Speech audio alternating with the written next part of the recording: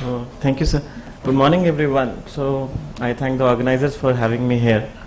So, I would be presenting a radiologist's perspective and the current challenges and opportunities which are in the assessment of response in metronomic therapy.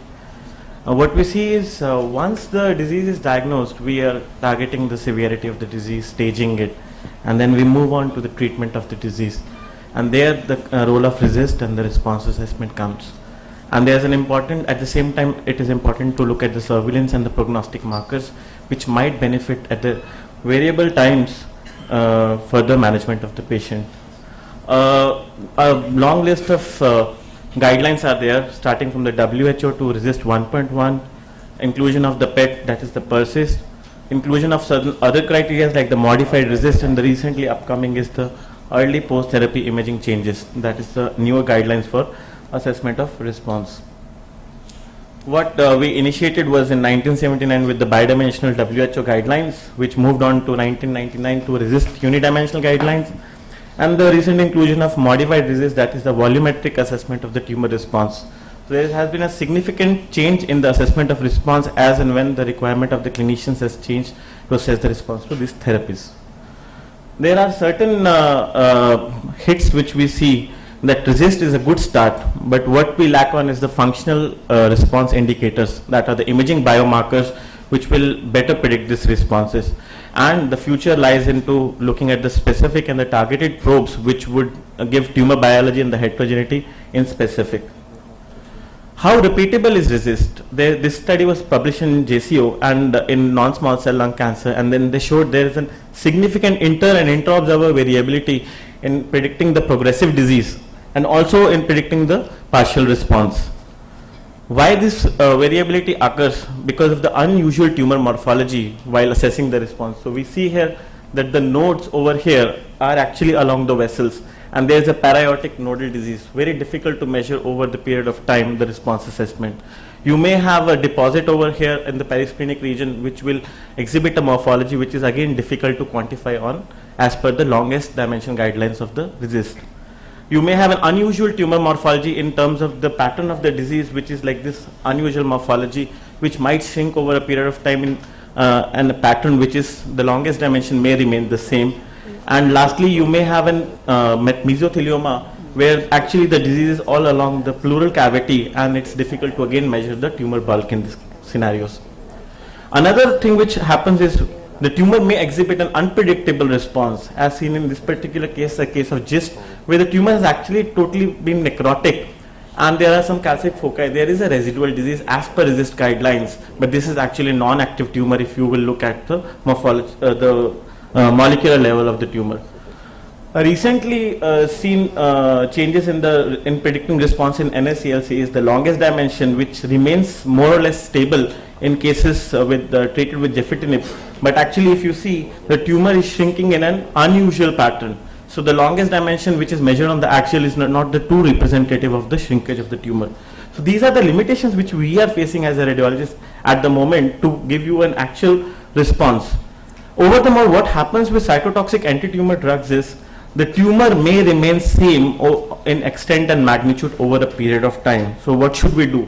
Should we consider stable disease as a preferred category of the response? Do we need certain modifications? Also, we have to look upon whether the duration of response is assessment.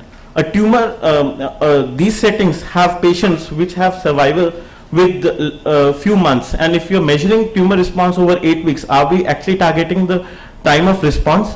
Is the duration which we have looked upon is the right duration for assessing the response based on imaging?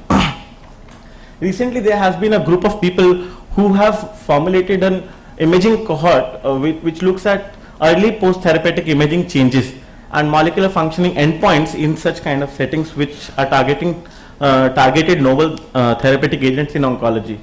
So what this defines is the roadmap described by the NIH, and where we see that the imaging at the cellular and preclinical model and clinical imaging has an important role and is the cornerstone of these trials. So what imaging actually looks at is genomics and proteomics based on the optical imaging, texture analysis and micropet. The metabolomics and metabonomics looked at by the PET-CT, SPECT-CT, NMR, MRS and bold and hypoxia imaging, and then the physiolomics and the pathogenomics seen by the USG, Doppler, dynamic contrast enhanced CT, and the DWI imaging. And then the routine, the last one, which we have the resist-based response, that is the anatomical and the structural response.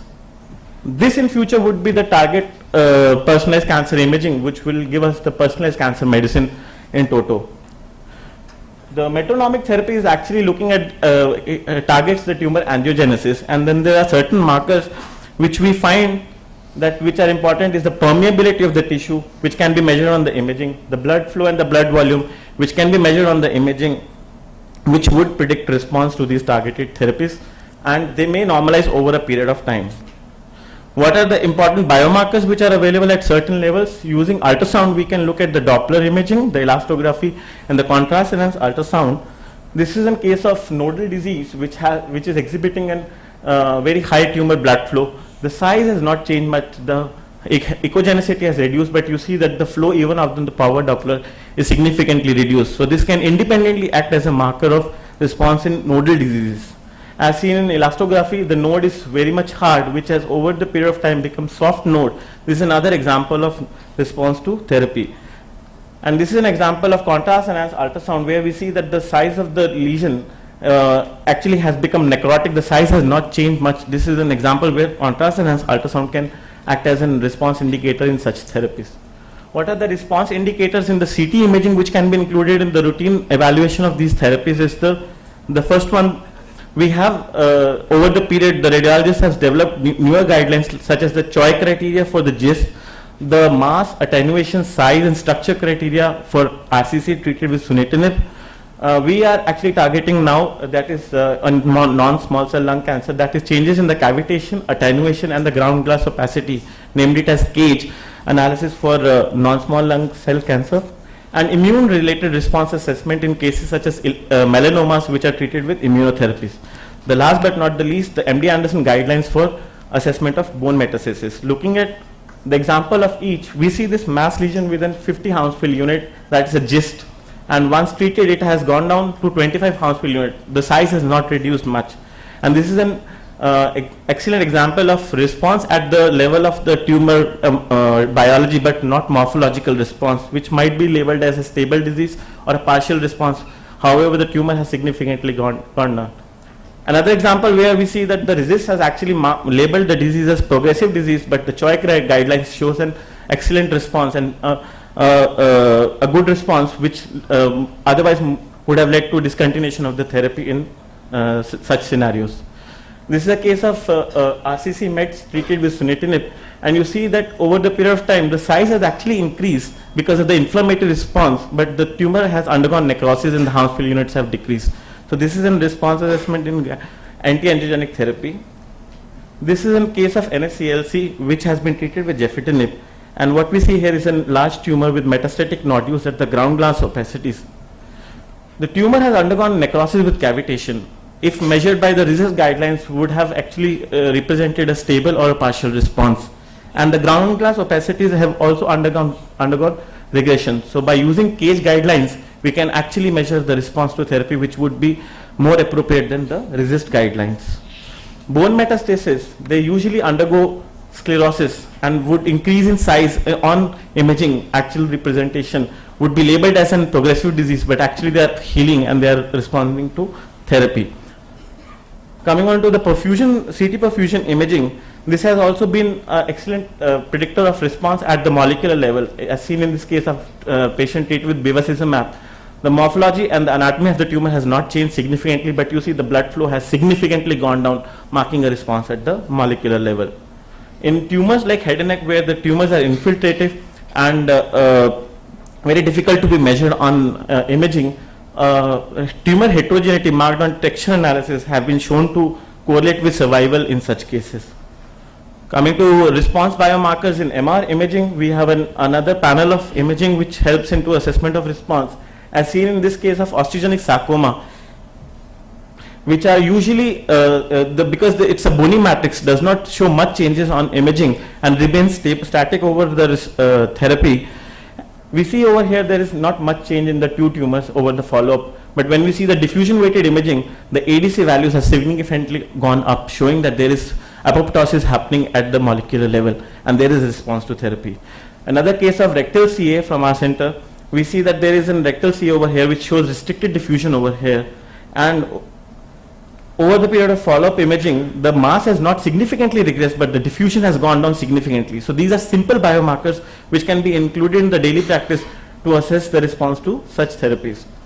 This is a case of dynamic contrast enhanced imaging, where we see there is an osteogenic sarcoma of the fibula, which on the dynamic map shows significant necrosis within the tumor and correlates well with the histology, and the PET values have also gone down. So these are the biomarkers which can be included in the routine assessment of the osteogenic sarcoma.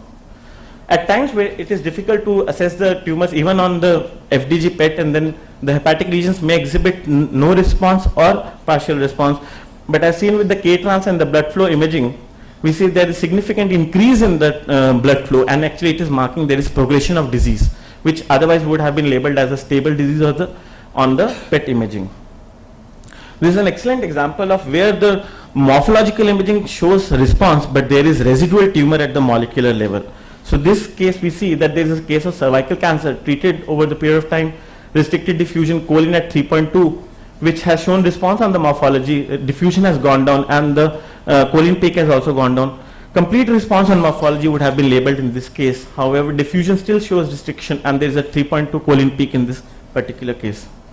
Hypoxia is another area of interest when it comes to molecular assessment or the molecular biomarkers in such scenarios, and this is a case where even the chronic hypoxic core can be measured, and the response in these hypoxic cores can be seen in pre and post therapy to assess response in targeted therapies.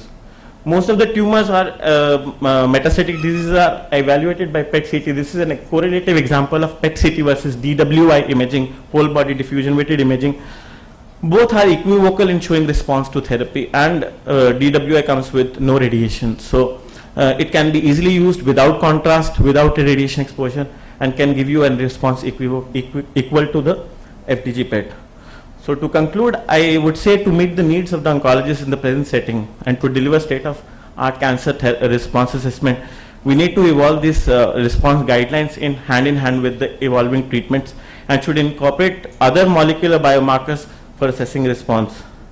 My recommendations would be to integrate imaging studies which have biomarker value in metronomic and targeted setting. There should be intergroup imaging councils which should actually discuss such scenarios, and core centers should be formed in the cancer centers itself to take up these issues further.